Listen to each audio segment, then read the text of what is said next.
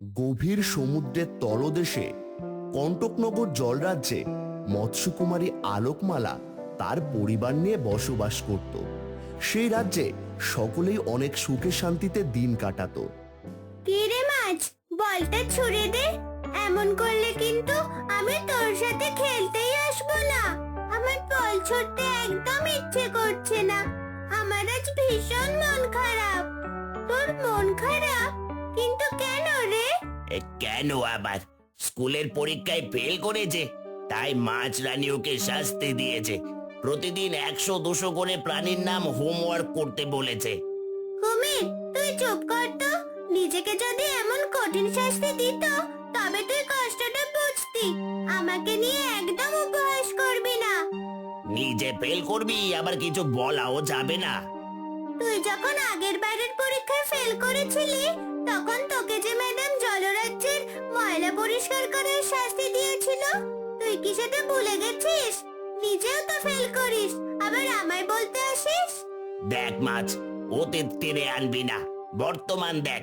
এবার আমি পরীক্ষায় ভালো করেছি, তাই তো ম্যাডাম আমাকে পুরস্কার হিসেবে খাওয়ার মাছ দিয়েছে। আমাকে আর 10 দিনের মতো খাবার সংগ্রহ করতে হবে না। তুই জীবনে কোনোদিন পুরস্কার পেয়েছিলি? তোরা দুজন থামবি? বাপরে বাপ, দুজনে যে ঝগড়া শুরু করে দিয়েছিস। মুক্তমালা, ঝগড়াটা আগে কুমির শুরু করেছে। ওকে বলে দাও আমার ব্যাপারে যেন ওর পচা নাকটা না গলায়। বয়ে গেছে তোর ব্যাপারে আমার নাক গলাতে। এই, তোরা দুজন চুপ করবি? একদম চুপ, আর কোনো কথা হবে না। বাপরে বাপ, কি ঝগড়াটা দুজনেই ভাব করে নে। আচ্ছা ঠিক আছে, ভাব করে নিলাম। আমিও ভাব করে নিলাম। এ কি মুক্তমালা, তুই এখানে? আর আমি তোকে পুরো জলরাজ্যে খুঁজছি। হ্যাঁ রে, তোর কি স্কুলে যাওয়ার কথা মনে নেই? কটা বাজে দেখেছিস? আমি তোকে খুঁজে মরছি আর তুই এখানে খেলা করছিস। মা, আমি তো এখানে খেলা করছিলাম মা। আমি তো ওদের দুজনের ঝগড়া থামিয়ে ভাব করে দিলাম। হ্যাঁ, অনেক ভাব করিয়েছো। এবার চলো, স্কুলে যেতে হবে। তোদের স্কুলের কথা শুনতে শুনতে এখন আমাকে স্কুলে যেতে হচ্ছে। মা, ও মা, আমার না আজ পেটটা খুব ব্যথা করছে। আমি আজ স্কুলে যাব না। এতক্ষণ পেট ব্যথা করেনি, আর স্কুলের কথা শুনেই পেট ব্যথা শুরু হলো? শুধু অজুহাত, তাই না? চল আমার সাথে, স্কুলে তোকে যেতেই হবে। এরপর আলোকমালা মুক্তমালাকে নিয়ে সেখান থেকে চলে যায়। কুমির, দেখেছিস আমাদের মতো মুক্তমালা পড়া চোর। তুই একদম ঠিক বলেছিস। ব্যাগে সব গুছিয়ে নিয়েছো তো? হ্যাঁ, নিয়েছি মা। ঠিক আছে মা, আমি তবে স্কুলে যাচ্ছি। এরপর মুক্তমালা স্কুলে যাওয়ার জন্য রওনা হয়। আলোকমালা, মুক্তমালা বুঝি স্কুলে গেল? হ্যাঁ বিজয় কুমার, মেয়েটা দিন দিন খুব পড়াচোর হচ্ছে। একদম স্কুলে যেতে চায় না, তাই জোর করে স্কুলে পাঠালাম। যাকে, তুমি বসো, আমি তোমার জন্য খাবার আনছি। আলোকমালা বিজয় কুমারের জন্য খাবার আনতে চলে যায়। এদিকে মুক্তমালা স্কুলে না গিয়ে জলরাজ্যে ঘুরে বেড়াচ্ছিল। আজকে আমি স্কুলে যাব না। আমি আজ সারা দিন ঘুরে বেড়াবো, আর মা জানতেও পারবে না। ওইদিকে আবার কি আছে? আমি তো ওই দিকটায় কখনো যাইনি। গিয়ে দেখি তো। মুক্তমালা কৌতূহলবশত ওই উত্তরের দিকটায় যায় আর গিয়ে দেখে সেখানে এক গুপ্ত কুঠির। এই পরিত্যক্ত জলরাজ্যের এদিকটায় এমন চকচকে গুপ্ত কুটির? এই কুটিরটা আবার কার? কি সুন্দর কুটির! গিয়ে দেখি তো একবার। এরপর মুক্তমালা আগে পিছে না কিছু ভেবে সেই গুপ্ত কুঠিরে প্রবেশ করে। সেখানে গিয়ে মুক্তমালার চোখ পুরো ছানা বড়া হয়ে যায়, কারণ পুরো কুঠির ভর্তি সোনা দানা হিরে জহরতে। এ আমি কি দেখছি? এখানে এত সোনা দানা! তবে কি এটা সোনার রাজ্য? কি সুন্দর মণিমুক্ত! মনে হয় এগুলো গুপ্তধন। মুক্তমালা এত সোনা দানা দেখে ভীষণ অবাক হয়ে যায় আর কৌতূহলবশত সে একটি লাল হিরে হাতে তুলে নেয়। মুক্তমালা হিরে হাতে নিতেই চারপাশে হাওয়া বইতে শুরু করে, জল উথাল পাথাল করতে শুরু করে, আর হঠাৎ সেখানে এক ভয়ঙ্কর রাক্ষসী প্রকট হয়। তোর এত বড় সাহস, আমার গুপ্তধনে হাত দিয়েছিস, এর শাস্তি তোকে পেতেই হবে। এরপর রাক্ষসী জাদু করে মুক্তমালাকে একটি টুনি পাখিতে পরিণত করে আর একটি খাঁচাতে বন্দি করে রাখে। আমাকে মুক্ত করো, আমার ভুল হয়ে গেছে, আমাকে ছেড়ে দাও, আমার মা যে আমার জন্য খুব চিন্তা করছে। আমার গুপ্তধনে হাত দিয়েছিস, এবার তোকে সারা জীবন এই টুনি পাখি হয়েই থাকতে হবে। আমার গুপ্তধন চুরি করতে এসেছিলি, তাই না? থাক পাখি হয়ে। এদিকে দুপুর গড়িয়ে বিকেল হয়ে যায়। মুক্তমালা ঘরে না ফেরায় আলোকমালা ভীষণ চিন্তায় পড়ে যায়। বিজয় কুমার, মুক্তমালা কোথাও নেই। আজ মুক্তমালা স্কুলেও যায়নি, ওর বন্ধুরাও মুক্তমালার খোঁজ জানে না। কোথায় গেল আমার মেয়েটা? এইভাবে কেঁদো না আলোকমালা, চলো আমরা আবার পুরো রাজ্যে মুক্তমালাকে খুঁজি।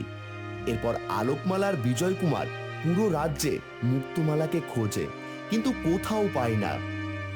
বিজয় কুমার, সন্ধ্যা হতে চললো, কিন্তু আমার মেয়েকে তো কোথাও পেলাম না। নিশ্চয়ই মুক্তমালা বড় কোনো বিপদে পড়েছে। তুমি ঠিকই বলেছ, আমাদের জলদেবীকে আহ্বান করতে হবে। জলদেবী, জলদেবী, দেখা দিন জলদেবী, জলদেবী, দেখা দিন। দেখা দিন। আমরা যে আপনাকে আহ্বান আপনাকে যে করছি। আমরা আহ্বান করছি। আলোকমালার বিজয় কুমারের আহ্বানে তুষ্ট হয়ে সেখানে জলদেবী প্রকট হন। কি হয়েছে? আমাকে এভাবে ডাকলি কেন? জলদেবী, আমার মেয়ে মুক্তমালাকে আমি কোথাও খুঁজে পাচ্ছি না। আপনি দয়া করে আমার মেয়ের খোঁজ দিন। আমার মন বলছে আমার মেয়ে কোনো বিপদে পড়েছে। এরপর জলদেবী তার দিব্য দৃষ্টি দিয়ে সবটা দেখতে পান আর দু চোখ খুলে বলেন, তুই ঠিকই ধরেছিস, তোর মেয়ে বিপদে পড়েছে। উত্তরে জলরাজ্যের এক গুপ্ত কুঠির রয়েছে। ওই গুপ্ত কুঠিরে জলরাক্ষসী তার গুপ্তধন লুকিয়ে রেখেছে। তোর মেয়ে ভুলবশত ওই রাক্ষসীর গুপ্ত কুঠিরে প্রবেশ করে আর কৌতূহলবশত একটি হীরে স্পর্শ করে। তাই রাক্ষসী রেগে গিয়ে তোর মেয়েকে টুনি পাখি বানিয়ে রেখেছে। তবে ওই রাক্ষসীর হাত থেকে আমি আমার কন্যাকে কিভাবে রক্ষা করব জলদেবী? ওই জল রাক্ষসী অনেক ভয়ঙ্কর। বিভিন্ন রাজ্য আক্রমণ করে সেসব রাজ্যের সোনা দানা লুট করে ওই রাক্ষসী তার গুপ্ত কুঠিরে সংগ্রহ করে। কেউ যদি ভুলেও তার গুপ্তধনে হাত দেয় তবে রাক্ষসী তাকে শাস্তি দেয়। ওই রাক্ষসীর হাত থেকে মুক্তি পাওয়া এত সহজ নয়। জলদেবী তবে কি আমার মেয়ের টুনি পাখি থেকে মুক্ত হবে না? ওর আসল রূপ ফিরে পাবে না? একমাত্র ওই রাক্ষসী তোর মেয়ের রূপ ফেরাতে পারবে। এবার তোদেরকেই সবকিছু বুদ্ধি করে করতে হবে। আর এই নে অস্ত্র, এই অস্ত্র দিয়েই তোরা ওই রাক্ষসীকে ধ্বংস করতে পারবি। এই বলেই জলদেবী অদৃশ্য হয়ে যায় আর বিজয় কুমার ও আলোকমালা এক মুহূর্ত দেরি না করে গুপ্ত কুঠিরের উদ্দেশ্যে রওনা হয়ে পড়ে। অনেক পথ পাড়ি দেবার পর অবশেষে তারা দুজন গুপ্ত কুঠিরে প্রবেশ করে। একে বাবা মা, তোমরা এখানে? তোমরা এখান থেকে চলে যাও, ওই রাক্ষসী দেখতে পেলে তোমাদেরও টুনি পাখি বানিয়ে দেবে। টুনি পাখির এই কথায় জল রাক্ষসী প্রকট হয়। একে তোরা তোরা বুঝি আমার গুপ্তধন চুরি করতে এসেছিস? তবে রে দেখাচ্ছি মজা। দাঁড়াও রাক্ষসী, আমরা তোমার গুপ্তধন চুরি করতে আসিনি, বরং তোমার গুপ্তধন বৃদ্ধি করতে এসেছি। কি বলছিস কি? আমি ঠিকই বলছি। তুমি যাকে টুনি পাখি বানিয়ে রেখেছো সে আমার কন্যা মুক্তমালা। তার এক অদ্ভুত শক্তি আছে, সে মুখ দিয়ে সোনা, হীরে, জহরত এই সব কিছু বের করতে পারে। তুমি যদি ওকে মুক্ত করো তবে ও তোমাকে অনেক সোনা দানা হিরে দেবে। তোমার গুপ্তধন দ্বিগুণ হয়ে যাবে। কি? আমার গুপ্তধন দ্বিগুণ হয়ে যাবে? তবে আমি এক্ষুনি ওই মুক্তমালাকে তার রূপ ফিরিয়ে দিচ্ছি। এরপর রাক্ষসী লোভে পড়ে মুক্তমালাকে পাখি থেকে আবার মৎস্যকন্যায় পরিণত করে।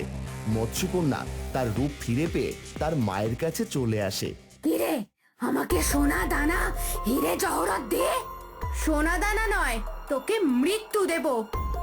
এই বলে আলোকমালা জলদেবীর সেই অস্ত্র প্রকট করে আর তা জল রাক্ষসীর দিকে ছুঁড়ে মারে। আমি আমি আবার ফিরে আসবো, আমি তোদের ছাড়বো না। জল রাক্ষসী ধ্বংস হয়ে যায় আর আলোকমালা ও বিজয় কুমার তার কন্যাকে নিয়ে রাজ্যে ফিরে আসে।